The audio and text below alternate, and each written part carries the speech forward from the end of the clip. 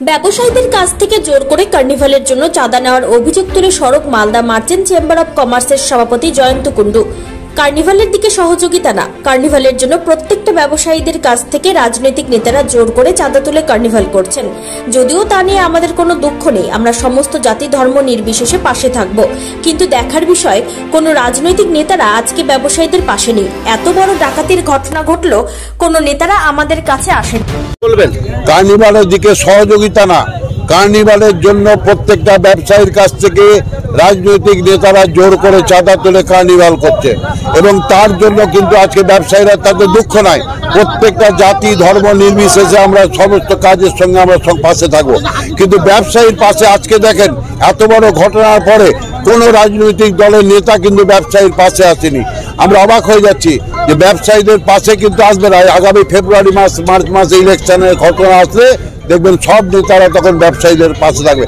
আমরা আজকে চিনে নিচ্ছি সেই মানুষদেরকে যারা ব্যবসায়ীদের পাশে থাকবে না, আগামী নির্বাচনে ব্যবসায়ীরা তাদের সঙ্গে থাকবে না।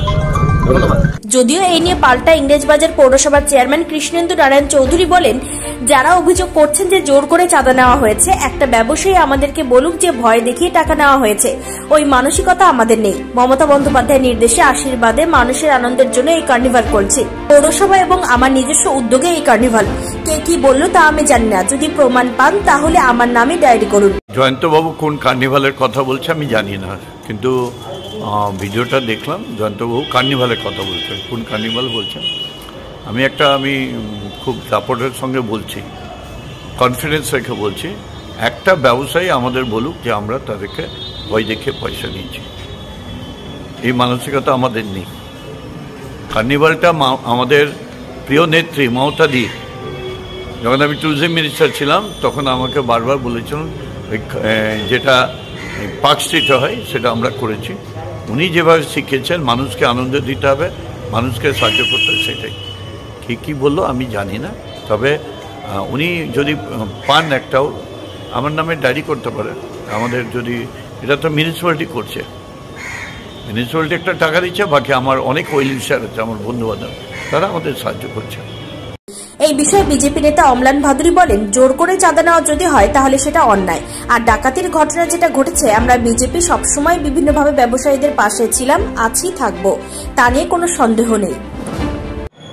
মালদা মার্চেন্ট চেম্বার অব কমার্সের সভাপতি জয়ন্তবাবু, তিনি ব্যবসায়ীদের স্বার্থ দেখেন মালদা জেলায়, এটাতে কোনো ভুল নেই, কিন্তু তিনি যে কথাটা বলেছেন সেটা আংশিক সত্য। কার্নিভাল বা অন্য কোনো যে কোনো উৎসবে মানুষের কাছে চাঁদা চাওয়া হয়, যারা করে তারা চাঁদা নেয়, সেটা মানুষ স্বতঃস্ফূর্তভাবে কিছু দেয়, কিন্তু কোথাও যদি জোরের ঘটনা ঘটে থাকে, জোর করে চাঁদা নেওয়ার ঘটনা ঘটে থাকে, তাহলে সেটা কিন্তু অন্যায়, সেটা কোনো সময় মাফ করা যাবে না। আর দ্বিতীয়ত তিনি বলেছেন কোনো রাজনৈতিক দল ব্যবসায়ীদের পাশে দাঁড়ায়নি, এইটা তিনি সঠিক বলেন। কারণ আমরা বিভিন্নভাবে আমাদের প্রেস মিডিয়ার মাধ্যমে যাতে পুলিশ আরো অ্যাক্টিভ রোল নেয়, সেইটা আমরা কিন্তু বারে বারে আমাদের মতামতটা আমরা প্রকাশ করেছি। কারণ এই ল অ্যান্ড অর্ডার দায়িত্ব কিন্তু পুলিশের, এবং সেটা তৃণমূল সরকার বা রাজ্য সরকারের দ্বারা পরিচালিত। তারা পুলিশকে কিভাবে পরিচালনা করবে সেটা তাদের ব্যাপার।